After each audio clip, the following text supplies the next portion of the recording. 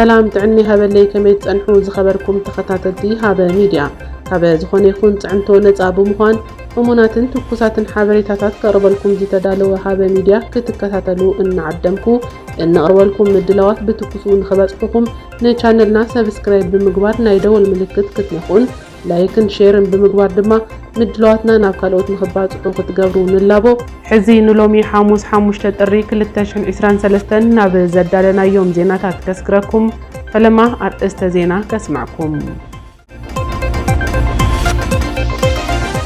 بريزيدنت منغست تግራይ ዶክተር ደብረጽዮን ገብረ ሚካኤል ምስ አብይ አህመድ ኣብ አዲስ አበባ ክራኸቡ እዮም ተባሂሉ ሰራዊት ሻዕብያ ኣብ መሬት ትግራይ ኣይወፀን እኳ ዳስ ግፍዕታት ይፍጽም ከም ዘሎ ዶክተር ቴድሮስ አድሓኖም ተዛሪቦም ባንክ አንበሳ ኣብ ዝተፈላልዩ ከተማታት ትግራይ ካብ ሎሚ 27 ታሕሳስ 2015 ዓመተ ምህረት ጀሚሩ ግልጋሎት መሃብ ከም ዝጀመረ ኣፍሊጡ ዝብሉን ካልኦት ዜናታትን ኣለውና ክሳብ መወዳእታ መድለዋትና ክትከታተሉና ብኽብሪ ይዕድም ሕዚ ናብ ዝርዝሮም ከስክረኩም ፕሬዝዳንት መንግስቲ ትግራይ ዶክተር ደብረጽዮን ገብረ ሚካኤል ምስ አብይ አህመድ ኣብ አዲስ አበባ ክራኸቡ እዮም ተባሂሉ ዶክተር አብይ አህመድ ከም ሕሩጭ ምስ ዝተበተኑ ኣመራርሓ ሕወሓት ንምርኻብ ቆጾሮ ከም ዝሓዘ ተገሊጹ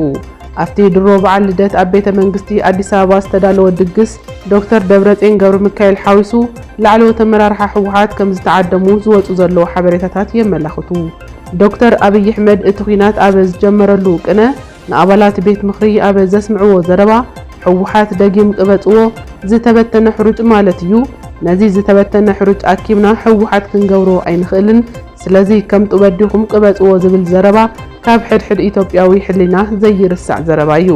ሕዚ ድማ ምስቲ ተበቲኑ ዝተባሃለ ኣመራርሓ ሕወሓት ስምምዕነት ሰላም ፈሪሙ እንሆ ድማ ብኣካል ንምርኻብ ቆጾሮ ሒዙሎ ይብሉ ፍልፍላት አዲስ አበባ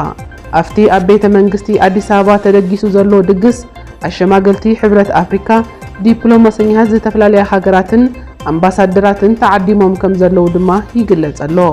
ዶክተር ደብረጽዮን ገብረ ሚካኤል ሓዊሱ ላዕለዎት ኣመራርሓ ሕወሓት ናብቲ ድግስ ክኸዱ ድዮም ዝብል ድማ ጽባሕ ዝምለስ ሕቶ እዩ ንጽባሕ ዓርቢ ድሮ በዓል ልደት ተዳልዩ ኣብ ዘሎ ድግስ ዶክተር ደብረጽዮንን አብይ አህመድን ተራኺቦም ክትሓፋፍቑ ድዮም ዝብል ድማ ትጽቢት ብዙሓት ኮይኑ ይርከብ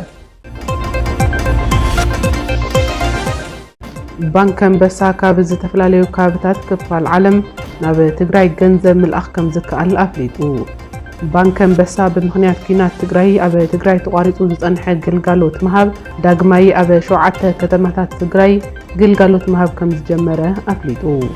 እተን ግልጋሎት መሃብ ጀሚረን ተባሂለን ዘለዋ ከተማታት ድማ መቐለ ኣኽሱም ዓድዋ ሽረ ኣላማጣ ኮረምን ዋጃን ከም ዝኾናን ሎማዓንቲ ስርሐን ከም ዝጀመራ ድማ ተሓቢሩ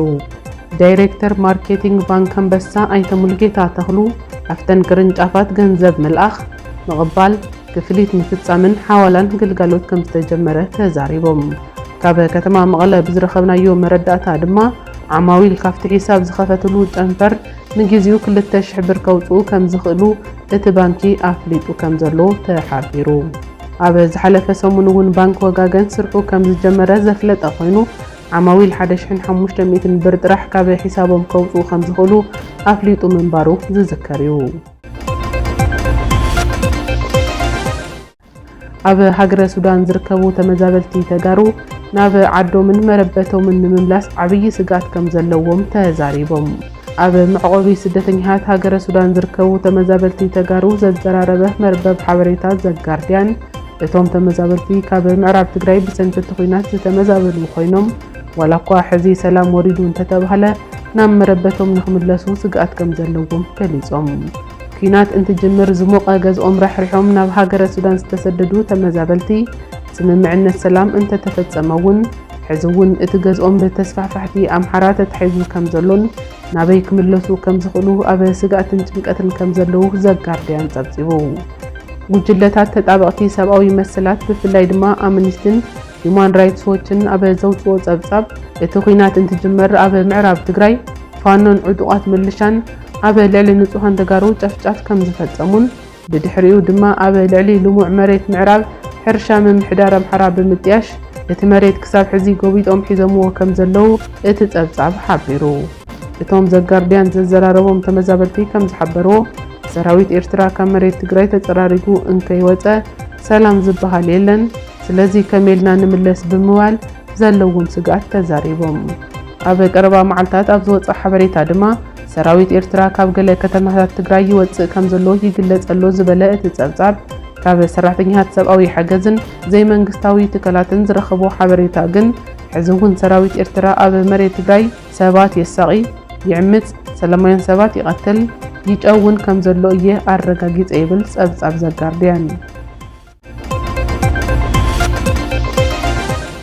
ሰራዊት ኤርትራ ኣብ ልዕሊ ንጹሃን ተጋሩ ዝፍጽሞ ዘሎ ግፍዕታት ኣጠናኺሩ ቀጺሉሉ ከም ዘሎን እዚ ድማ ነቲ ተበፂሑ ዘሎ ስምምዕነት ሰላም ቀንዲ ዕንቅፋት ከም ዝኾነ ዋና ዳይሬክተር ውድብ ጥዕና ዓለም ዶክተር ቴድሮስ ኣድሓኖም ተዛሪቦም። እቶም ዋና ዳይሬክተር ኣብ ዝሃብዎ ጋዜጣዊ መግለጺ ድሕሪ ስምምዕነት ሰላም ኣብ ትግራይ ቀረብ መድሓኒትን ምግብን ምምሕያሻት የርኢ ከም ዘሎን ኮይኑ ግን ሕዚ እውን እቲ ጠለብን ቀረብን ስለዘይመጣጠን ተወሳኺ ስራሕ የድሊ ክብሉ ተዛሪቦም። ከም ቴሌኮምን ባንክን ካልኦት መሰረታዊ ግልጋሎታትን ናብ ንቡር ንምምላስ ዝግበር ዘሎ ምንቅስቓስ ጽቡቕ እዩ፣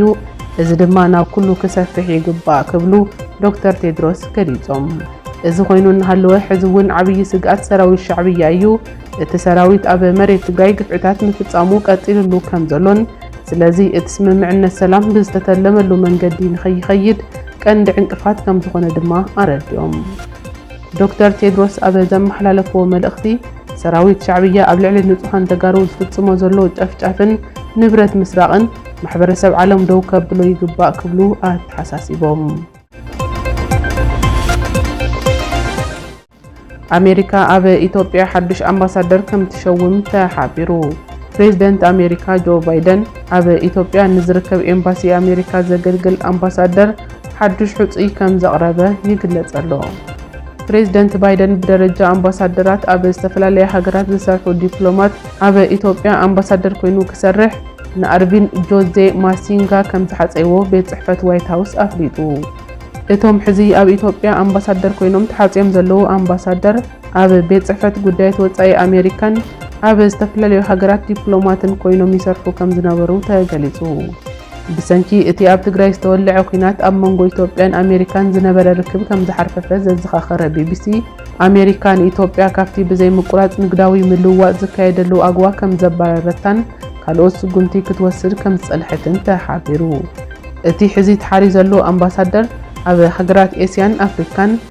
ብዝተፈላለየ ዲፕሎማስያዊ ስልጠናታት ክሰርሕ ከም ዝጸንሐን ኣፍታ መዳውብቲ ኢትዮጵያ ዝኾነት ሱዳን እውን ምክትል ኣምባሳደር ኮይኑ ሰሪሑ ይብል ጸብጻብ ቢቢሲ ትግርኛ። ፕሬዚደንት ባይደን ሓድሽ ኣምባሳደር ኣብ ኢትዮጵያ ምምራጾም ምናልባት ኣብ ኢትዮጵያ ዘሎ ናይ ሰላም ከይዲ ክመሓየሽን ምስ ኢትዮጵያ ዘለዎም ርክብ እውን ከጠናኽሩ ዝገበርዎ ስጉምቲ እዩ ዝብሉ እውን ኣለው። ንጉዳይ ቀርኒ ኣፍሪካ ብትኩረት ትከታተል ኣሜሪካ ኣብ ሰሜን ኢትዮጵያ ን2 ዓመት ዝተኻየደ ኩናት ብሰላማዊ መንገዲ ፍታሕ ንኽረክብ ብወኪላ ማይክ ሃመር ኣቢላ ወሳኒ ተራ ከም ዝተጻወተት ቢቢሲ ኣዘኻኺሩ። ድሕሪ ስምምዕነት ሰላም ኣብ ትግራይ መሰረታዊ ግልጋሎት በብቕርቡ ናብ ንቡር ይምለስ ከም ዘሎን ሕዚ እውን ጥንኩር ስራሕን ክትትልን ከም ዘድሊ እቲ ጸብጻብ ኣተሓሳሲቡ። ዝኸበርኩም ተኸታተልቲ ሃበ ሚድያ ንሎሚ ናባኹም ዘዳለናዮም ዜናታት እዚኣቶም ይመስሉ ነይሮም። ክሳብ መወዳእታ ምድለዋትና ስለ ዝተኸታተልኩምና ኣዝና ነመስግን። ሃበ ሚድያ ብሓባር እናዕብዮ ናታትኩም ሚድያ እዩ።